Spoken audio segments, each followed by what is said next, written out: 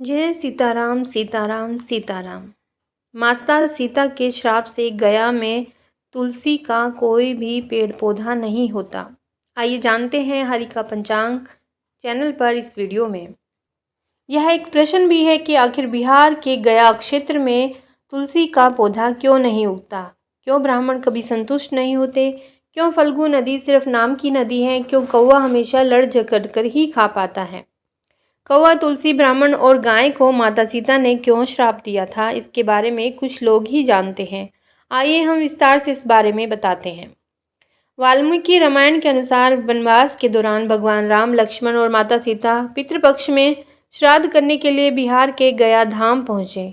वहाँ ब्राह्मण ने भगवान श्री राम और लक्ष्मण को श्राद्ध कर्म के लिए आवश्यक सामग्री जुटाने के लिए कहा। इस पर भगवान श्री राम और लक्ष्मण जी नगर की ओर सामान लाने के लिए निकल पड़े। ब्राह्मण देव ने माता सीता से आग्रह किया कि पिंडदान का समय निकलता जा रहा है। ये सुनकर माता सीता की व्यग्रता भी बढ़ती जा रही थी, क्योंकि श्री राम और लक्ष्मण जी अभी नहीं लौटे थे। इसी दौरान दशरथ जी की आत्मा ने उन्हें आभास कराया कि पिंडदान का वक्त बीता जा रहा है। यह जानकर माता सीता असमंजस में पड़ गई।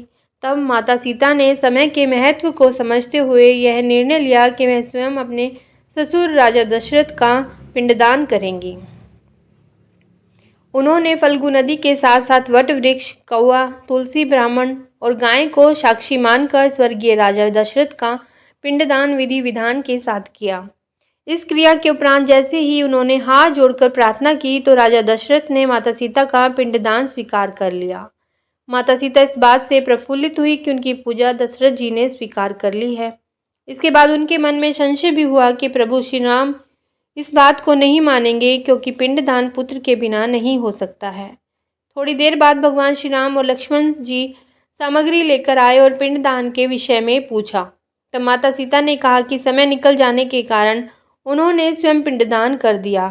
प्रभु श्री राम को इस बात का विश्वास नहीं हो रहा था कि बिना पुत्र और बिना सामग्री के पिंडदान कैसे संपन्न और स्वीकार हो सकता है।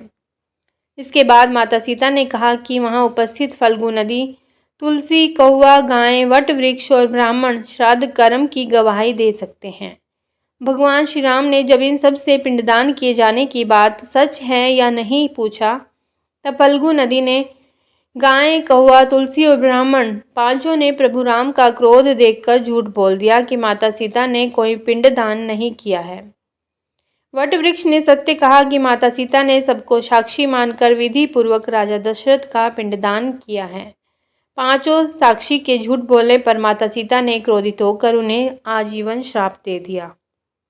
फल्गु नदी को श्राप दिया कि वह सिर्फ नाम की नदी रहेगी, उसमें पानी नहीं रहेगा। इसी कारण फल्गु नदी आज भी गया में सूखी है। गाय को श्राप दिया कि गाय पूजनीय होगी, फिर भी सिर्फ उसके पिछले हिस्से की पूजा की जाएगी और गाय को खाने के लिए दर बदर भटकना पड़ेगा। आज भी हिंदू धर्म में गाय के सिर्फ पिछले हिस्से की पूजा की जाती है। माता सीता ने ब्राह्मण को कभी भी संतुष्ट न होने और कितना भी मिले उसकी दरिद्रता हमेशा बनी रहेगी, ऐसा श्राप दिया। इसी कारण ब्राह्मण कभी दान दक्षिणा के बाद भी संतुष्ट नहीं होते हैं।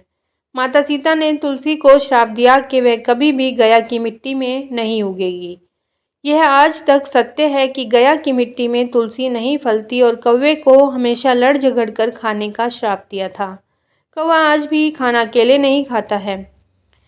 माता सीता ने जहाँ इन पांचों को श्राप दिया, वहीं सच बोलने पर वट वृक्ष को आशीर्वाद दिया कि उसे लंबी आयु प्राप्त होगी, वह दूसरों को छाया प्रदान करेगा। पतिव्रता स्त्री उनका स्मरण करके अपने पति की दीर्घायु की कामना करेगी।